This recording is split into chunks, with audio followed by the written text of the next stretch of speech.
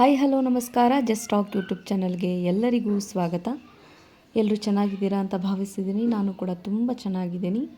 ಇವತ್ತಿನ ನನ್ನ ಈ ಒಂದು ವಿಡಿಯೋ ಆಗಿರುತ್ತೆ, ಕನ್ನಡದ ಮುದ್ದಾದ ನಟಿ, ಮಗು ಮನಸ್ಸಿನ ಹೃದಯವುಳ್ಳ ಶುಭಾ ಪೂಂಜಾ ಅವರ ದಾಂಪತ್ಯದಲ್ಲಿ ದೊಡ್ಡ ಬಿರುಗಾಳಿನೇ ಎದ್ದಿದೆ ಅಂತಲೇ ಹೇಳಬಹುದು.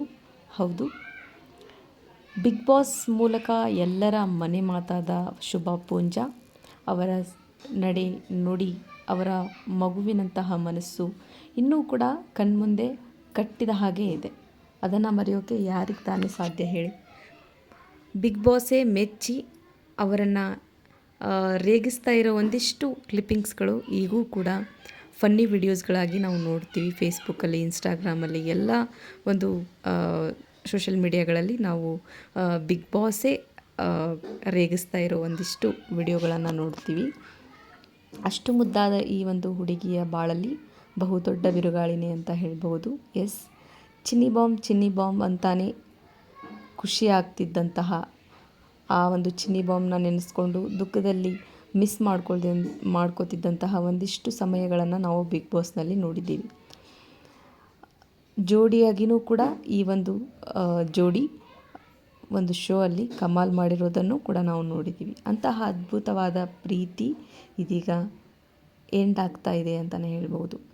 ಅವರಿಗೆಷ್ಟು ನೋವಾಗಿದೆ ಎಲ್ಲೋ ಗೊತ್ತಿಲ್ಲ, ಆದರೆ ಕೇಳಿ ನಮಗೆ ಒಂದು ಬಿಗ್ ಶಾಕ್ ಅಂತಲೇ ಹೇಳಬಹುದು. ಹೌದು, ಕನ್ನಡ ಚಿತ್ರರಂಗದಲ್ಲಿ ಹಲವಾರು ಪಾತ್ರಗಳನ್ನು ಮಾಡಿ ತಮ್ಮ ಒಂದು ವರ್ಚಸ್ಸನ್ನು ಮೂಡಿಸ್ಕೊಂಡು, ತಮ್ಮದೇ ಆದಂತಹ ಛಾಪನ್ನು ಮೂಡಿಸ್ಕೊಂಡು ಹೆಸರುವಾಸಿಯಾದಂತಹ ಕನ್ನಡ ಜನರ ಮನೆಯ ಮಗಳಾದಂತಹ ಶುಭಾ ಪೂಂಜಾ ಅವರು ಇವಾಗ ತಾನೇ ರೀಸೆಂಟಾಗಿ ತಾಯಿಯನ್ನು ಕಳೆದುಕೊಳ್ತಾರೆ. ತಾಯಿಯನ್ನು ಕಳೆದುಕೊಂಡ ಬೆನ್ನಲ್ಲೇ ಈಗ ದಾಂಪತ್ಯ ಜೀವನವೂ ಕೂಡ ಬಿರುಕಾಗಿದೆ ಅಂತಲೇ ಹೇಳ್ಬೋದು. ಎಸ್, ಹಲವಾರು ಶೋಗಳಲ್ಲಿ ಅಥವಾ ಹಲವಾರು ಇಂಟರ್ವ್ಯೂಸ್ಗಳಲ್ಲಿ ಒಂದು ದಾಂಪತ್ಯದ ಬಗ್ಗೆ ಕೇಳಿದಾಗ ಅವರು ಹೇಳಿರುವ ಒಂದಿಷ್ಟು ಮಾತುಗಳು, ಆ ಮಾತುಗಳು ಈಗಲೂ ಕೂಡ ಒಂದಿಷ್ಟು ಜನರ ಗಮನದಲ್ಲಿ ಬರುತ್ತೆ ಅಂತಲೇ ಹೇಳ್ಬೋದು. ನಾನು ತುಂಬ ಜೋರು ಮನೆಯಲ್ಲಿ, ಏನಾದರೂ ಆದ್ರೂ ಕೂಡ ಏನು ರಿಯಾಕ್ಟ್ ಮಾಡೋದಿಲ್ಲ. ನನ್ನ ಚಿನ್ನಿ ಬಾಂಬ್ ತುಂಬ ಸಿಟ್ಟು ಬಂದರೆ, ಕೋಪ ಬಂದರೆ ಒಂದಿಷ್ಟು ಸಾಲಾಗಿ ಮೆಸೇಜ್ಗಳನ್ನು ಮಾಡಿ ಒಂದು ಡೋರ್ ಹಾಕ್ಕೊಂಡು ಒಂದು ರೂಮಲ್ಲಿ ಕೂತ್ಕೊಂಡು ಬಿಡ್ತಿದ್ದೆ ಅಂತ ಹೀಗೆ ಫನ್ನಿಯಾಗಿ ಹೇಳ್ತಿದ್ರಲ್ಲ ಅವರ ಜೀವನದ ಒಂದಿಷ್ಟು ಪ್ರೀತಿಯ ಕಥೆಗಳನ್ನು. ಅವನ್ನ ಕೇಳೋದಕ್ಕೆ ತುಂಬ ಅದ್ಭುತ ಅಂತ ಅನ್ನಿಸ್ತಾ ಇತ್ತು. ಹೀಗೆ ಇರಲಿ ಈ ಜೋಡಿಗೆ ಯಾರ ಕಣ್ಣು ಬೀಳದೆ ಇರಲಿ ಅಂತ ಹಾರೈಸ್ತಾ ಇದ್ದರು ಬಹಳಷ್ಟು ಜನ. ಇವರ ಒಂದು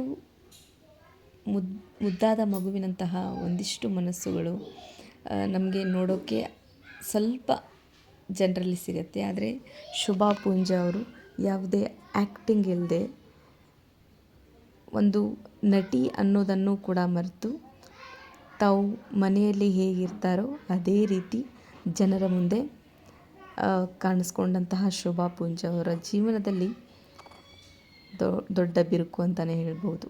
ಕೊರೋನಾ ಟೈಮ್ನಲ್ಲಿ ತುಂಬ ಸರಳವಾಗಿ ಪ್ರೀತಿಸಿದ ಹುಡುಗನನ್ನೇ, ಅಂದರೆ ಸುಮಂತ್ ಅವರನ್ನೇ ಮದುವೆಯಾದಂತಹ ಶುಭಾ ಪೂಂಜಾ ಅವರ ಪ್ರೀತಿಯನ್ನು ನೋಡಿ ನಾನೇ ಒಂದು ಕ್ಷಣ ಎಂಥ ಅದ್ಭುತವಾದಂತಹ ಪ್ರೀತಿ ಅಲ್ವಾ ಇದು ಅಂತ ಅಂದುಕೊಂಡಿದ್ದೆ.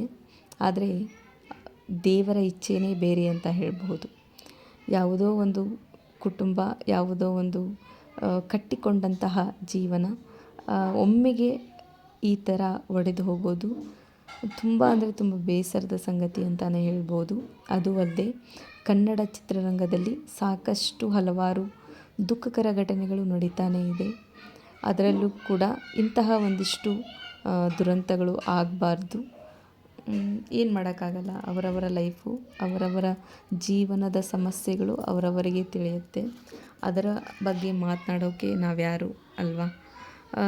ಮುಂದೆ ಅವರು ಈ ಒಂದು ನೋವನ್ನು ಹೇಗೆ ಮರೀತಾರೆ, ಹೇಗೆ ಕಮ್ಬ್ಯಾಕ್ ಮಾಡ್ತಾರೆ ಅನ್ನೋದು ಕೂಡ ತುಂಬ ದೊಡ್ಡ ಮಹತ್ವದ ವಿಷಯ ಅಂತಲೇ ಹೇಳ್ಬೋದು.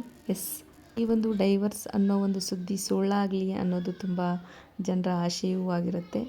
ಅವರವರ ಜೀವನ, ಅವರವರ ಒಂದು ಸಮಸ್ಯೆ ಅವರವರಿಗೆ ಅಂತ ಹೇಳ್ತಾ ಈ ಒಂದು ವಿಡಿಯೋನ ಮುಗಿಸ್ತಾ ಇದ್ದೀನಿ. ಪ್ಲೀಸ್ ನನ್ನ ಚಾನಲ್ನ ಲೈಕ್ ಮಾಡಿ, ಶೇರ್ ಮಾಡಿ, ಸಬ್ಸ್ಕ್ರೈಬ್ ಮಾಡಿ.